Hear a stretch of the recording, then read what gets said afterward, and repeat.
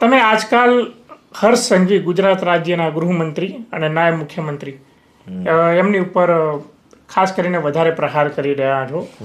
ઘણા લોકોનું કહેવું છે આ લોકો છે ને હર્ષ સંઘવીની સોપારી લઈને બેઠા હોય છે. એમાં શું સોપારી? શેની સોપારી? અને એની શું કામ અમારે સોપારી? કોણ આપે? એની સોપારી આપે છે કોણ? પેલો તો એ પ્રશ્ન છે ને. હા, ભાજપથી અસંતુષ્ટ લોકો હોય કોઈ નેતા જે આ હર્ષ સંઘવીથી અસંતુષ્ટ લોકો. ના રે ના, એ તો બધી વાર્તા રે વાર્તા છે. આમાં તો એટલી બધી વાર્તાઓ છે ને આમાં કઈ કોઈ અમને કાંઈ કોઈનાથી વાંધો ન હોય. નીતિગત વાંધો હોય. કોઈ વ્યક્તિની કોઈ નીતિ, કોઈ નિર્ણય કે કોઈ કામ કરવાની પદ્ધતિ અયોગ્ય હોય તો સ્વાભાવિક છે કે અમારો વિરોધ કરવાની ફરજ છે. તમે તમારા વ્યક્તિગત જીવનમાં જે કરો તેમાં અમારો વાંધો ન હોય. બિલકુલ. પણ તમે સમાજ વતી નિર્ણય લેવા બેઠા હો અને એમાં કંઈક ખોટું થતું હોય તો વિરોધ કરવા તો અમને બેહાડ્યા છે.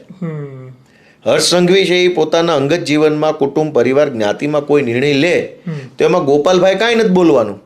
પણ ગુજરાતના ગૃહમંત્રી તરીકે કોઈ નિર્ણય લે તો અમારે વિરોધ તો કરવાનો ને, ખોટું હોય ત્યાં.